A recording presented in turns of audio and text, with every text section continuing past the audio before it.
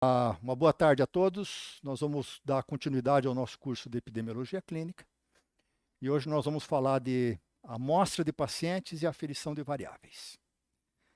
Então, primeiro, a amostra de pacientes. Como escolher aqueles pacientes que efetivamente vão entrar dentro do estudo e que vão fazer parte da população em estudo ou da amostra de pacientes.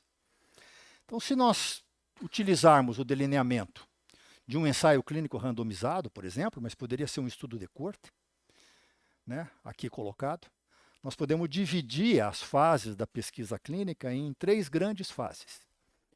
Uma fase de seleção da amostra de pacientes, uma fase de aferição das variáveis e uma fase de análise dos dados.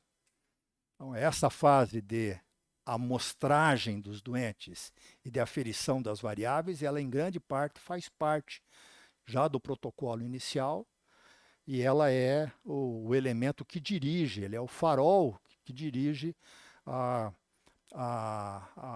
definição de quem vai entrar no estudo e quais são as variáveis que serão aferidas ao longo da realização dos estudos. E depois entra uma fase, em grande parte, a fase da estatística, que é da análise estatística e das análises e das conclusões do estudo.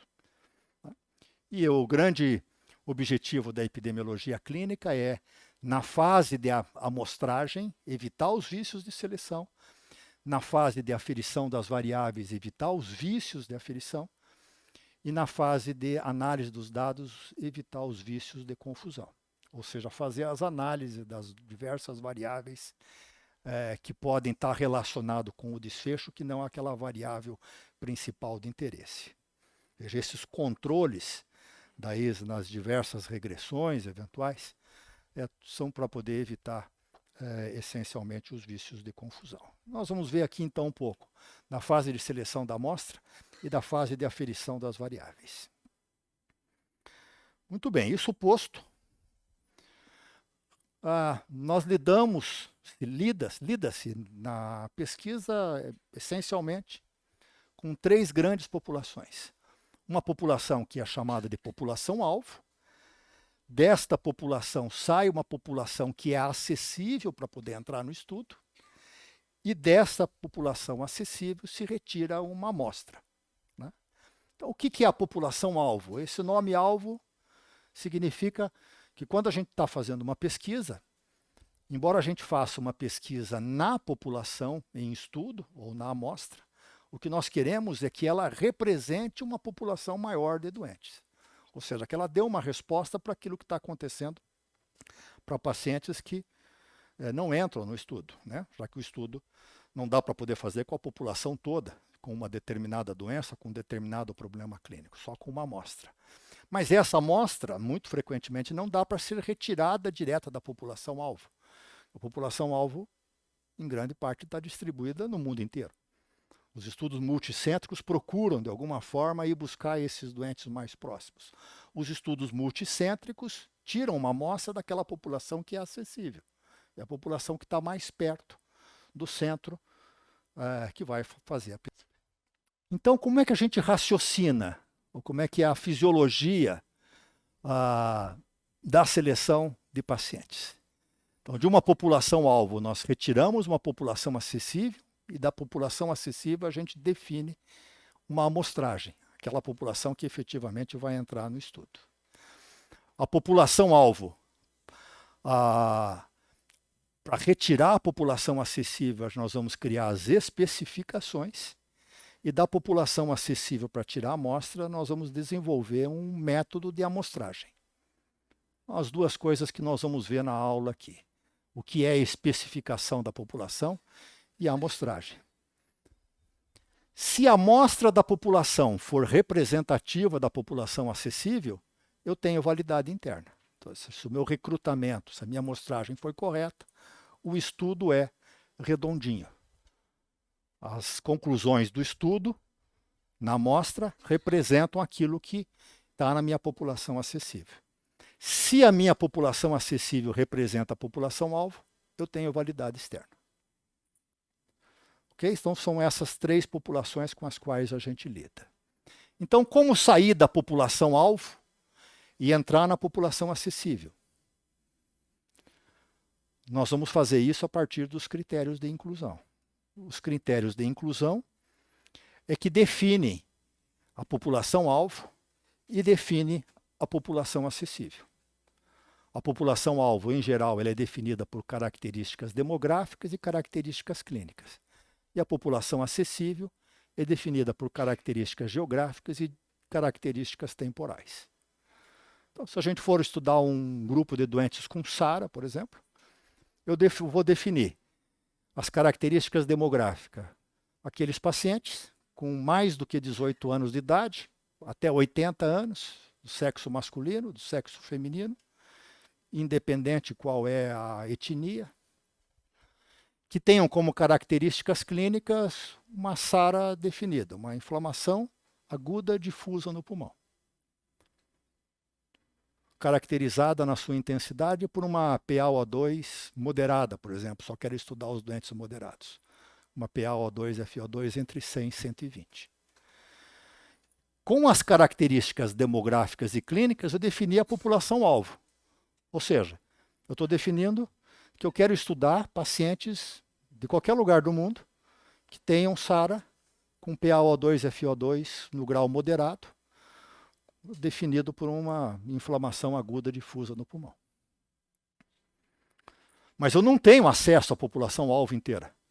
Eu só tenho acesso a algumas características geográficas e temporais. Então é essa população que estiver internada nas unidades de terapia intensiva, que estão relacionadas com o CPET, por exemplo, entre julho de 2002 até junho de 2023. Definir características geográficas e definir características temporais. Criei critérios de inclusão. Essas são a população que efetivamente eu vou estudar. Mas eu vou estudar toda essa população? Não, porque dessa população acessível, nem todos os doentes me interessam. Porque eu preciso de definir alguns critérios de exclusão. E o que são os critérios de exclusão? Os critérios de exclusão são tudo aquilo que pode atrapalhar o meu estudo. Ou seja, eu não vou estudar uma intervenção num doente com SARA que é muito grave, que vai morrer de qualquer jeito. Ou um doente muito pouco grave. Ele precisa de estar com pelo menos, 12 horas de PaO2 e FO2 no modo moderado. Porque está cheio de doentes que internam com PaO2 e FO2 de 100 a 200 e que melhoram rapidamente. Esses doentes vão melhorar com qualquer intervenção. Que tenham outras doenças, principalmente doenças graves. Insuficiência renal crônica, insuficiência cardíaca grau 4, um infarto cerebral de grande monta. Esses doentes vão morrer por causa da doença de base, por causa da outra doença, não vão morrer de SARA. Então eu não posso incluir no meu estudo. Porque eu estou avaliando uma intervenção num doente com SARA com aquelas características clínicas e temporais. Eu tenho que excluir esses doentes da minha amostra. Doentes que internam com SARA moderada, mas que têm uma doença rapidamente fatal. É improvável que ele saia da UTI ou que eu vou limitar suporte avançado de vida. Que tenham muito risco para a intervenção. Se a intervenção, por exemplo, for um beta-bloqueador, eu não vou colocar doentes que tenham asma grave. Ou coisa parecida. Então tem que ver os efeitos colaterais. Porque quando essa droga sair no mercado, ela não vai ser utilizada para esses doentes que podem ter complicações com essas drogas. Doentes com baixa aderência. Com a UTI a gente não tem muito, mas eu não vou colocar um doente com anti-inflamatório novo, com artrite reumatoide, se é um doente que muito provavelmente não vai voltar para o meu estudo. De modo geral, os etilistas não são colocados, porque eles não retornam nos ambulatórios. Doentes que são de outra cidade, que estão fazendo um atendimento ocasional aqui, eu também não coloco, porque eu sei que ele não vai voltar. Né? Para eu não ter potencial de perda desses doentes. Ok? Então, esses são, com os critérios de inclusão e de exclusão, eu defino a minha população-alvo e defino a minha população acessível. Está definida a minha população. Então, lembrando E a especificação serviu para sair da população-alvo e entrar na população acessível. Tanto com os critérios de inclusão quanto os critérios de exclusão. Agora eu tenho que amostrar efetivamente quais pacientes que vão entrar nesse período de estudo, nessas unidades de terapia intensiva.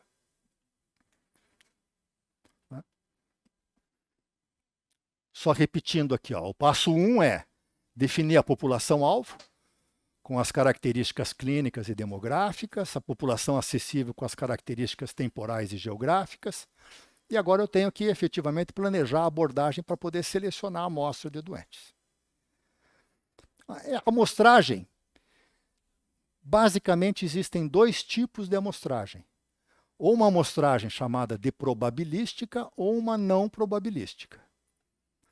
A amostragem probabilística é aquela amostragem em que eu realmente é uma amostragem por acaso. Então, vamos supor que cada um desses doentes que internarem, que tiverem essas características, eu vou fazer um sorteio 3:1, por exemplo. Né? Para cada 3 doentes, eu vou selecionar um para poder entrar na minha amostra.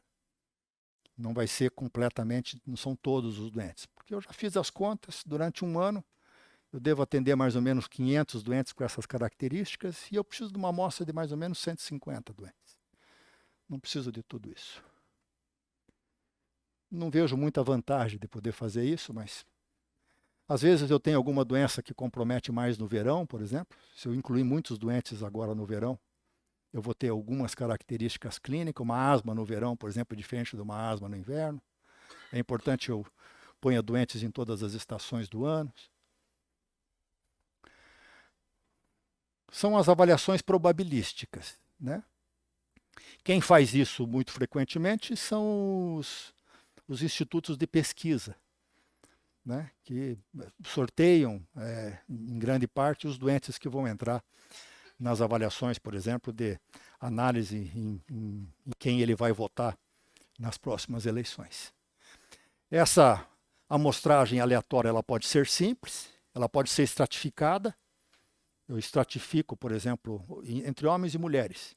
Eu quero que tenha a mesma quantidade de homens e a mesma quantidade de mulheres. Então eu estratifico primeiro se é homem, daí crio uma seleção ao acaso entre os homens, depois entre as mulheres.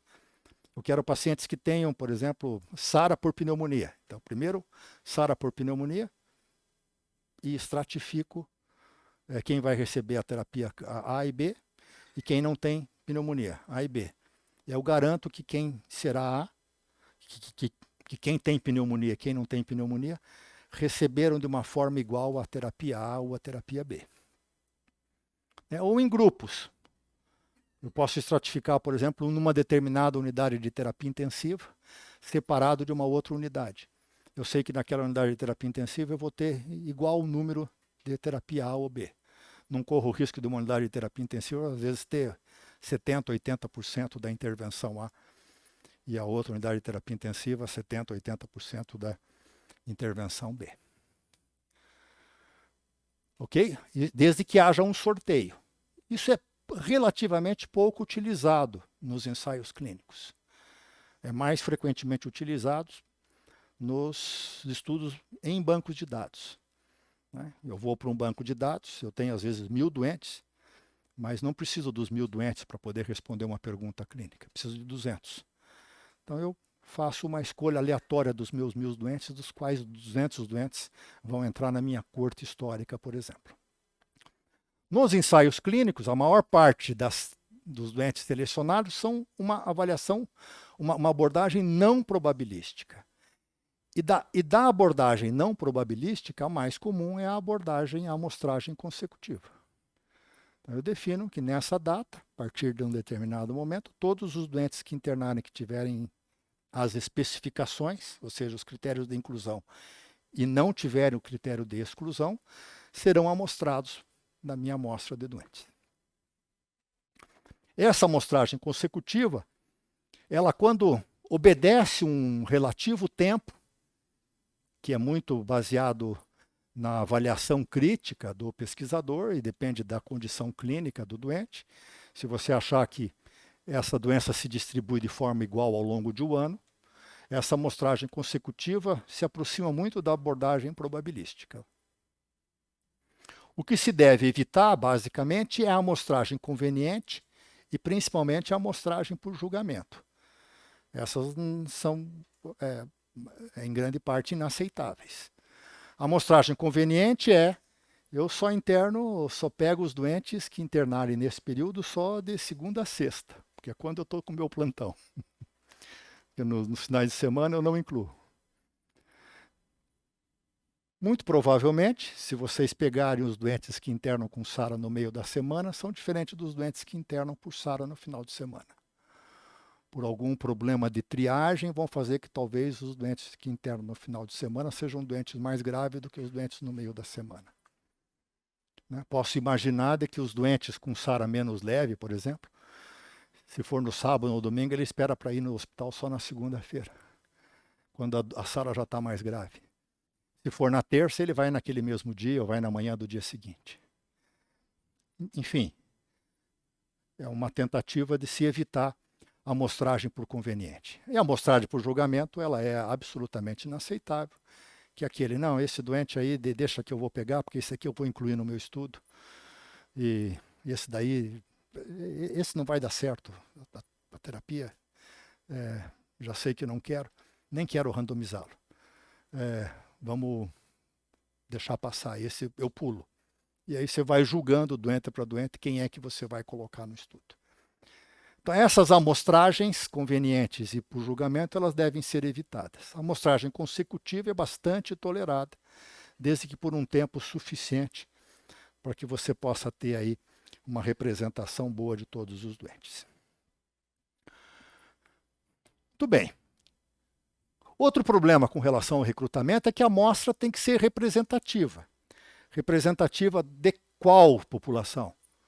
Representativa da população acessível. Porque você não pode amostrar da população-alvo. Né? Se você tem uma amostragem relativamente grande, você tem validade interna. Se essa amostra representa a população acessível e a população acessível representa a população alvo, você tem validade externa. Então é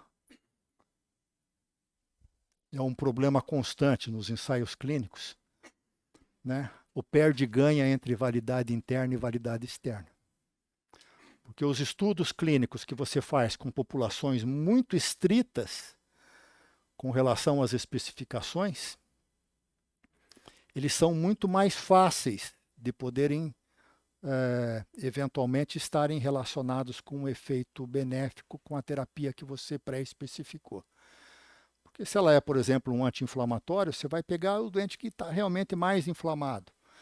Né? Se é um doente, se é um vasopressor, você vai pegar para o doente que está eventualmente mais grave, ou um doente que tem o vasopressor como a terapia que pode fazer mais diferença no choque clínico desse doente. À medida que você especifica bastante a amostra de doentes, se torna mais possível de que o resultado dê positivo. E aumenta a chance de validade interna. Mas você perde validade externa. Você restringiu tanto a amostra que os teus resultados só vão servir para esses doentes que efetivamente entraram dentro do estudo. Então, principalmente na terapia intensiva hoje, cada vez mais a gente procura fazer estudos que sejam representativos de grandes populações. Né? Estudos que possam, de alguma forma, representar a quantidade, maior número dos doentes com sepsis, dos doentes com choque, dos doentes com SARA, para poder ganhar a validade externa. Mas, em compensação, para que você possa ter uma diferença de uma intervenção significativa, como você diluiu muito a chance de que o resultado seja exatamente por causa daquela intervenção, você precisa muito frequentemente de centenas, às vezes milhares de doentes numa corte, nas duas cortes, né, de intervenção, para poder mostrar que um resultado é positivo. Então, há um perde e ganha sempre, entre validade interna e validade externa. Sempre lembrando de que não adianta pensar em validade externa se você não tiver validade interna. Mesmo os estudos grandes precisam de ter validade interna para daí sim, eventualmente, ter validade externa, ou seja, que a tua população acessível represente a população-alvo.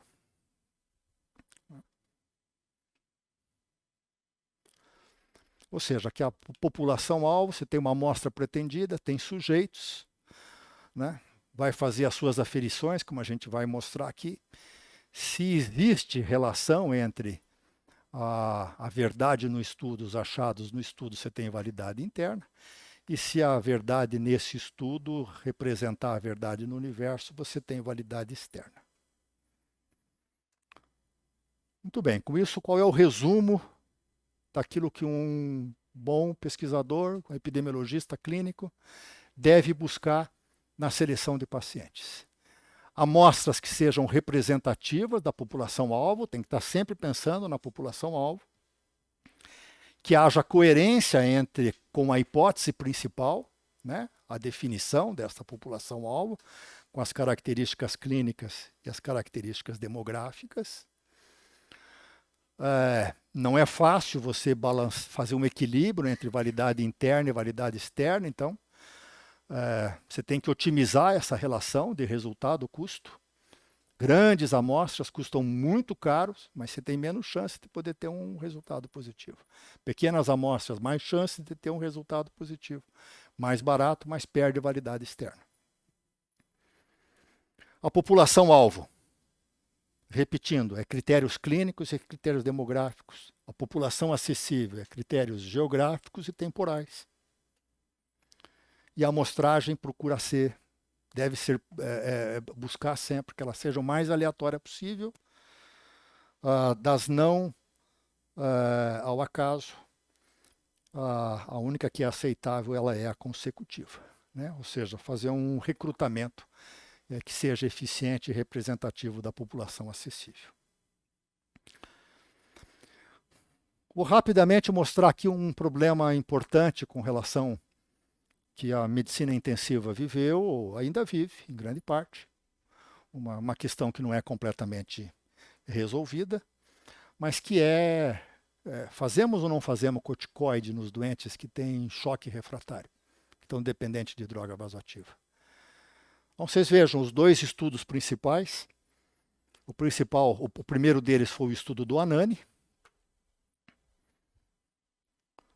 publicado no JAMA em 2002, então já tem 20 anos.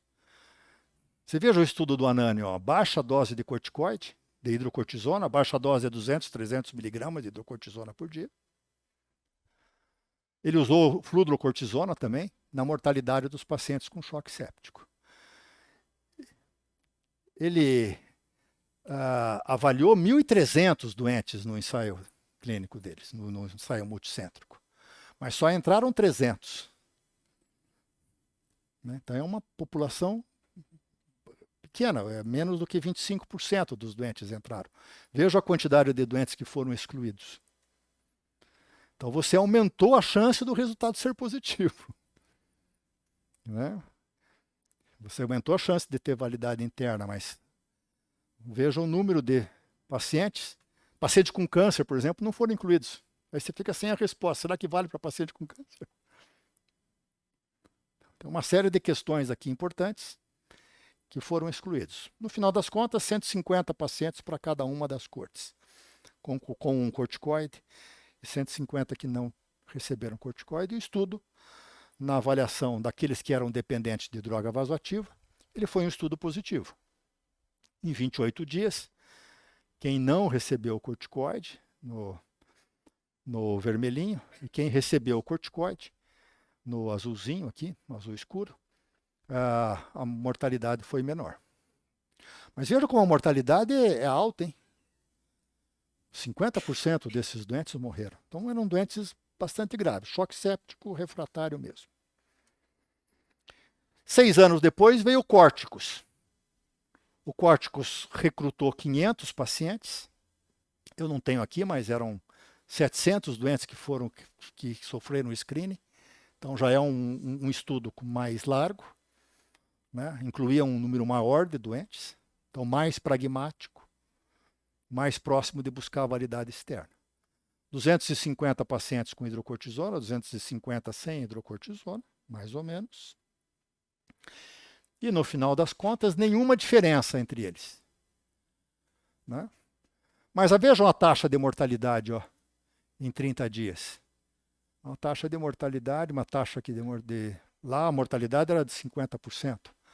Aqui mais ou menos 60%, 65% dos doentes morreram, ou seja, 65% sobreviveram. Então 35% morreram. Então parece ser doentes menos graves. Quando você pega a corte controle do estudo da ANANI, 50% morre. 35% morre na corte controle do estudo córticos, com diferença de 6 anos. É improvável em 6 anos que seja uma diferença das outras atitudes clínicas na beira do leito que tenham feito essa diferença na mortalidade. Muito provavelmente o mix de doentes do estudo do ANANI eram doentes mais graves do que o do estudo córticos. E o que definiu essa maior ou menor gravidade? As especificações, os critérios de inclusão e de exclusão, basicamente. Quando se fez aqui a meta-análise, já com todos os estudos, mesmo com os estudos menores, iniciais, mas podem ver que o tamanho, o grande estudo é o estudo do ANANI e o estudo do Splunk, que é o córticos, né, os dois. O que talvez explique, então, essa diferença? E por causa disso, a gente não tem uma resposta definitiva se a gente deve usar corticoide ou não. É que os pacientes eram mais graves no ANANI, então eles não são muito comparáveis. Os critérios de inclusão eram mais tardios no ANANI. Né? Não foi demonstrado ali, mas o ANANI esperava mais tempo do doente em choque para poder começar o corticoide. Eram mais dependentes de vasopressores no ANANI.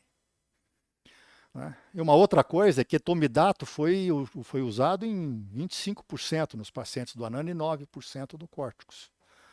O etomidato como um indutor, como um anestésico, eventualmente para intubação. Você sabe que o etomidato faz um bloqueio da secreção de corticoide. Ela é temporária, mas talvez isso aqui tenha feito com que no estudo do ANANI esses doentes fossem mais responsivos à hidrocortisona, porque eles estavam bloqueados da utilização.